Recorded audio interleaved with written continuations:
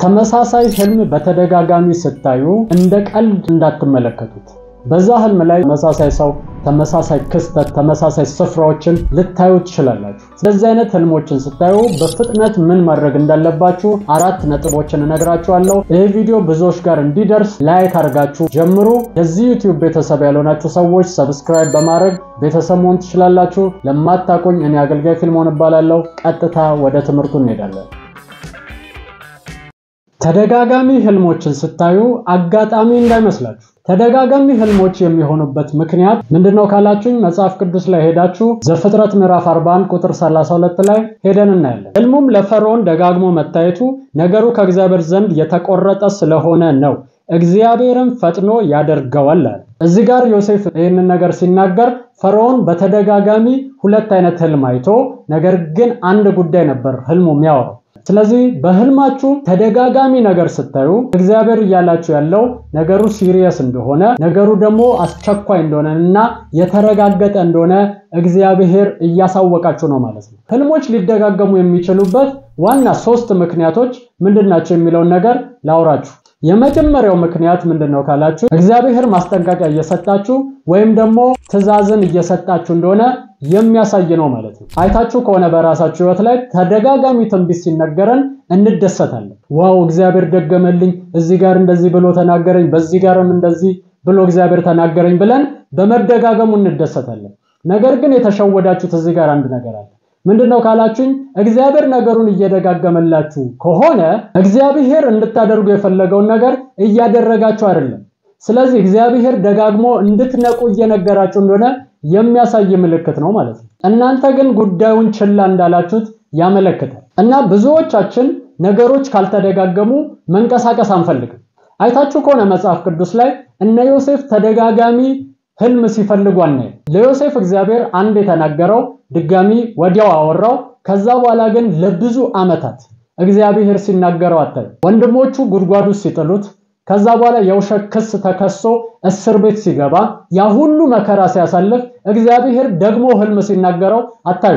ለምን ከተባለ ዮሴፍ የሚያልፍበት መንገድ ገብቶታል ማለት ነው። በዛ መንገድ በምን ምክንያት እያለፈ እንደሆነ አስተውሏል። ስለዚህ እግዚአብሔር የሚፈልገው መንገድ ውስጥ እየሄደ እንደሆነ ስለሚያውቅ እግዚአብሔር ደግሞ ህልም ሲናገረውና ሲያሳየው አታስተውሉ።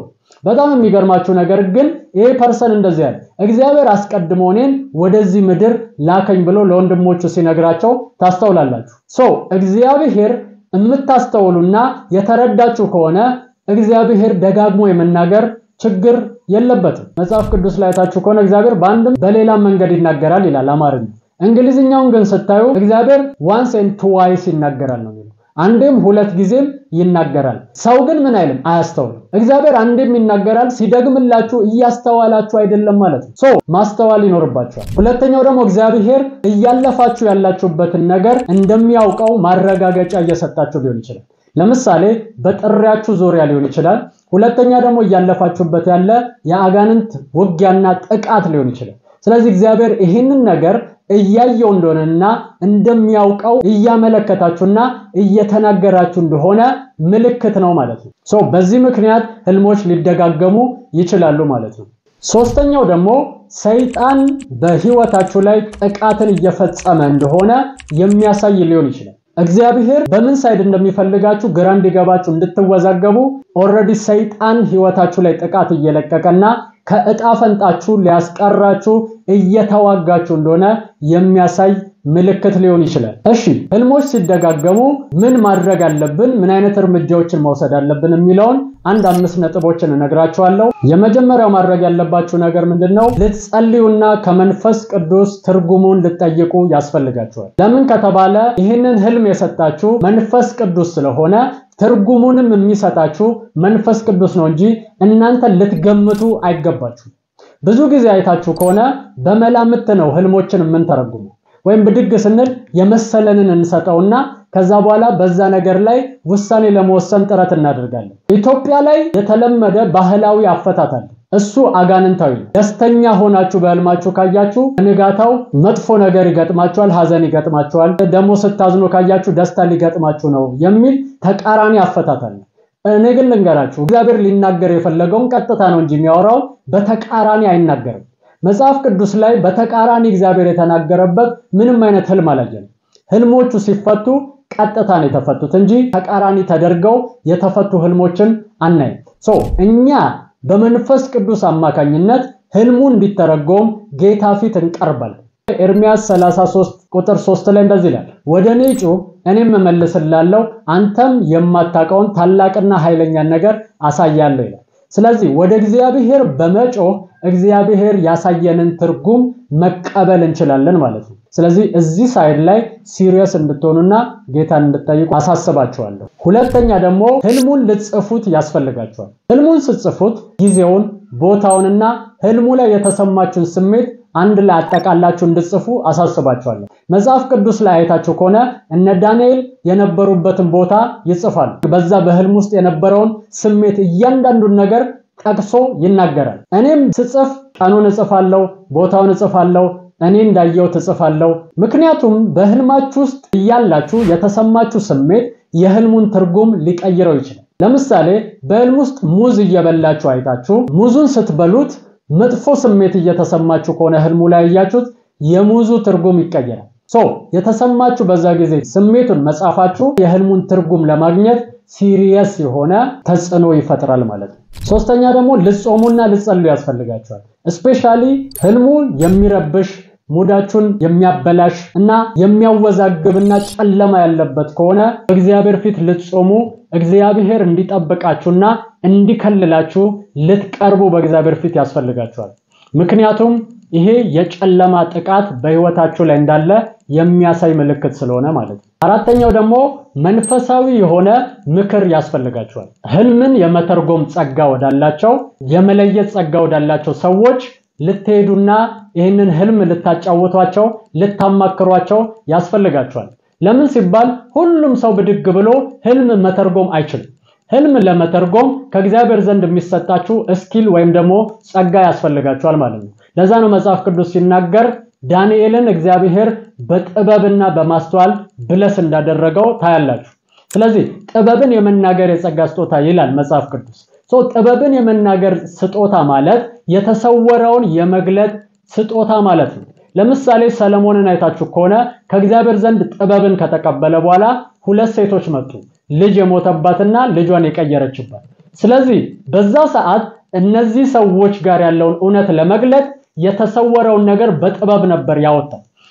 ጥበብን መናገር ማለት የተሰወረውን የመግለጥ ኃይል ማለት ነው። ዳንኤልን አይታችሁ ከሆነ በእያንዳንዱ ስፍራ ላይ የተሰወረውን ነገር ሲገልጥ ሚስጥር የሆነውን ህልም ሲተረጉም ታያላችሁ። ስለዚህ መጽሐፍ ቅዱስ ጠቢብ እንዳደረገው ዳንኤልን ደግሞ ይናገራል። ዮሴፍንም አይታችሁ ከሆነ ፈርዖን እንዲህ አለ፣ ካንተ የተሻለ ብልህ ሰው ልናገኝ አንችልም ማለት። ብልህ እንደሆነ እንዴት አወቀ ካላችሁኝ ህልሙን ሲተረጉምለት ነው። ብልህ ማለት ደግሞ ጠቢብ ማለት ነው። ስለዚህ ጥበብን መናገር ማለት የተሰወረውን የመግለጥ ወይም ደግሞ የመተርጎም ጸጋ ማለት ነው። እንደዚህ አይነት ጸጋ ወዳላቸው ወደምትተማመኑባቸውና እርግጠኛ ወደሆናችሁባቸው አገልጋዮች፣ ፓስተሮች፣ ነቢያቶች ልትሄዱና ልትጠይቁ ምክርንም ልትቀበሉ ያስፈልጋችኋል ማለት ነው። አምስተኛው ደግሞ በህልም ውስጥ የተሰጣችሁን ምሪት ወዲያው ልትታዘዙና ልታደርጉ ያስፈልጋችኋል። ምናልባት በህልም ውስጥ ይቅርታ እንድታደርግ ለሰዎች ንስሐ እንድትገባ አቅጣጫን እንድትቀይር እግዚአብሔር ተናግሮ ሊሆን ይችላል። ስለዚህ በፍጥነት ይህንን ነገር በመታዘዝ ከእግዚአብሔር ሐሳብ ጋር በመስማማት ከጥፋትና ከአደጋ ልታመልጥ ያስፈልጋል ማለት ነው። አብዛኛው ኮሜንት ላይ አይታችሁ ከሆነ እንደዚህ አይነት ህልም አይቼ ችላ ብዬው እንደዚህ ሆንኩ፣ እንደዚህ ማድረግ ሲገባኝ ምሪት ተሰጥቶኝ ሳላደርገው እንደዚህ ተፈጠረ እያሉ ሲያወሩ አይታችኋል። ስለዚህ እግዚአብሔር የተናገራችሁን ነገር በፍጥነት ካላደረጋችሁ ወደ ጥፋትና ከእግዚአብሔር ጋር ወደ መጣላት ውስጥ ልትገቡ ትችላላችሁ። ከእግዚአብሔር ጋር ስትጣሉ ደግሞ ህይወታችሁ ይደቃል፣ ነገሮቻችሁ ሁሉ ይበላሻሉ ማለት ነው። ስለዚህ እግዚአብሔር በህልም ውስጥ የተናገራችሁን ደጋግሞ እያወራችሁ ያለውን ነገር መታዘዝና ወደ እርምጃ ልትገቡ ያስፈልጋችኋል ማለት ነው። ፈጣን የሆነ እርምጃ መውሰድ ያለባችሁ መች ነው ሲባል ስፔሻሊ መጥፎ ህልሞችን ስታዩ፣ ለምሳሌ የሞት ህልሞችን ስታዩ፣ እባብ ያለበትን ህልሞች ስታዩ፣ ነገሮቻችሁ ሲጠፉና ከእጃችሁ ሲወጡ ስታዩ፣ እንደዚህ አይነት መንፈሳዊ ውጊያ ያለባቸው ህልሞችን ስታዩ ደግሞ በፍጥነት እርምጃ ልትወስዱ ያስፈልጋችኋል። ምክንያቱም እነዚህ ነገሮች ተደጋግመዋል ማለት ነገሮቹ በፍጥነት ሊሆኑ እንዳሉ ከአጋንንት ዓለም እናንተ ላይ የተሰራው ሴራ በፍጥነት ሊደረግ እንዳለ የሚያሳይ ስለሆነ ፈጥናችሁ እርምጃ ልትወስዱና ልትንቀሳቀሱ ያስፈልጋችኋል። ህልሞች በህይወታችሁ ላይ እየተደጋገሙ ያላችሁ ሰዎች ካላችሁ ኮሜንታችሁን ቪዲዮ ስር አስቀምጡልኝ፣ አብረን እንጸልያለን። ትደውሉልኛላችሁ፣ በደንብ ጸልይላችኋለሁ ማለት ነው። ጌታን መቀበል ፈልጋለሁ የምትሉ ሰዎች ደግሞ ይህንን ጸሎት አብራችሁን ትጸልያላችሁ። በዚህ ዩቲዩብ ቻናል ብዙ ሰዎች ጌታን እየተቀበሉ ነው። ስለዚህ ፍሬያማ እየሆንን ስለሆነ እግዚአብሔርን አመሰግናለሁ። ጌታን ከተቀበላችሁ በኋላ መጨረሻ ላይ በማስቀምጥላችሁ ስልክ ቁጥር እንድታስተምረኝ ፈልጋለሁ ብላችሁ ቴክስት እንድታረጉልኝ አሳስባችኋለሁ። ስለዚህ ይህንን ጸሎት አብረን እንጸልያለን። እኔ የምለውን በማለት ኢየሱስን ወደ ህይወታችሁ ጋብዙት። እግዚአብሔር አምላክ ሆይ ዛሬ ወደ አንተ ስለጠራኝ አመሰግናለሁ። እግዚአብሔር ሆይ እኔ ኃጢአተኛ ነኝ። ኃጢአቴን ይቅር በለኝ። መተላለፌን ደምስስልኝ። ክቡር በሆነው በልጅ በኢየሱስ ክርስቶስ ደም ከኃጢአቴ ሁሉ አንጻኝ። እግዚአብሔር ሆይ ዓለምን፣ ሰይጣንን፣ ሥራውን ክጄአለሁ። ጌታ ኢየሱስ ክርስቶስን የሕይወቴ አዳኝና ጌታ አድርጌ ተቀብያለሁ። ኢየሱስ ክርስቶስ ከሙታን እንደተነሳ በልቤ አምናለሁ። ጌታም እንደሆነ በአፌ መሰክራለሁ። እግዚአብሔር ሆይ ስለተቀበልከኝ አመሰግናለሁ። አሁን ልጅ ነኝ። ይህን እድል ስለሰጠኝ አመሰግናለሁ። አሜን አሜን አሜን። አሁን ጌታን እንደ ግል አዳኛችሁ አርጋችሁ የተቀበላችሁ ሰዎች ትምህርት ለመማር በዚህ ስልክ ቁጥር ደውሉልኝ 0920 999642 ተባረኩ። ጌታ ኢየሱስ አብዝቶ ይባርካችሁ። አሁን ባስቀመጥኩላችሁ ስልክ ቴክስት ላኩልኝ። ምክንያቱም ስፔሻሊ እናንተን ማስተናገድ ስላለብኝ ማለት ነው። ተባርካችኋል፣ ተወዳችኋል። ይህንን ቪዲዮ ለብዙዎች ሼር እያደረጋችሁ በረከት እንድትሆኑና ብዙ ነፍሳትን ወደ እግዚአብሔር መንግስት ደግሞ እንዲጨመሩ አብራችሁኝ እንድታገለግሉ አሳስባችኋለሁ። ወዳችኋለሁ፣ አከብራችኋለሁ። እዚህ ጋር የሚመጡላችሁን ቪዲዮ እየነካችሁ ማየት ትችላላችሁ። እኔ አገልጋይ ፊልሞን ነኝ። ሻሎም